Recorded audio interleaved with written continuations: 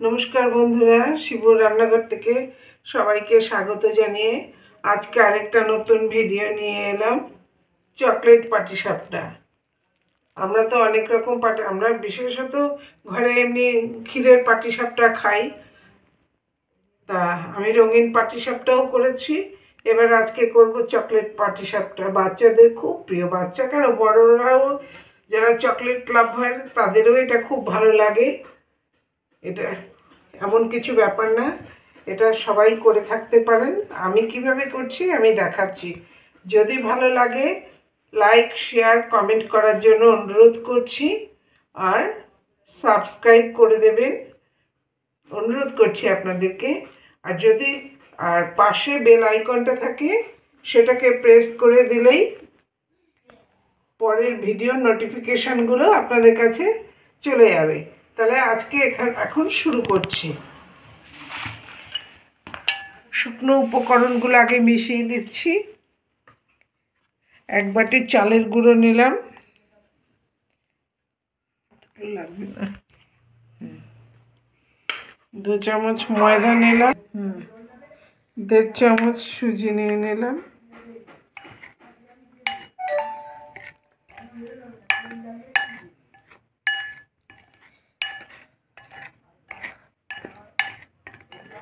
2 চামচ চিনির দেখাবো, 2 চামচ চিনির গুঁড়ো দিয়ে মিশিয়ে নিলাম শুকনো উপকরণগুলো। এবারে সবগুলো একসাথে মিশিয়ে নিচ্ছি। এবারে শুধু উষ্ণ গরম দুধ দিয়ে গুলে নেব। দুধ দিয়ে গুলে নিলে টেস্ট ভালো হয়। যাদের দুধ না সহ্য হয় তারা জল দিয়েও গুলে নিতে পারে, শুধু উষ্ণ গরম জল দিয়ে।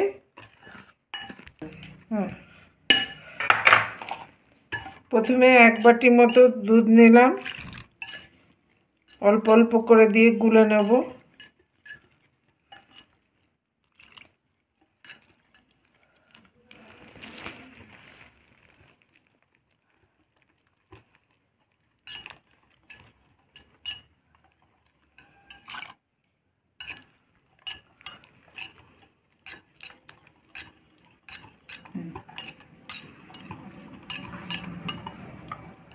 যেহেতু সুজি পড়েছে তাই এটাকে 10 মিনিট চাপা ঢাকা দিয়ে রেখে দিচ্ছি।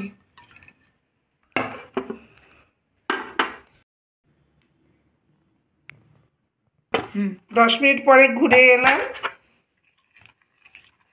এটাকে ব্যাটারটাকে আর একটু পাতলা করে নিতে হবে, সুজিটা ফুলে গেছে তো। আর একটু দুধ দিয়ে চকলেট এই ব্যাটারটা একটু পাতলা করে নিলাম।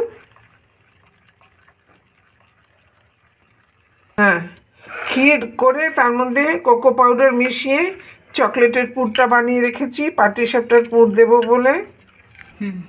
একটু অয়েল ব্রাশ করে নিচ্ছি।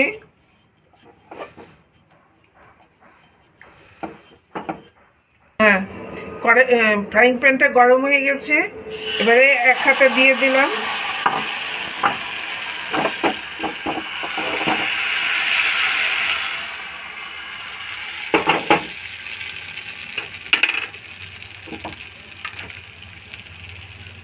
এক চামচ পুর দিয়ে দিলাম।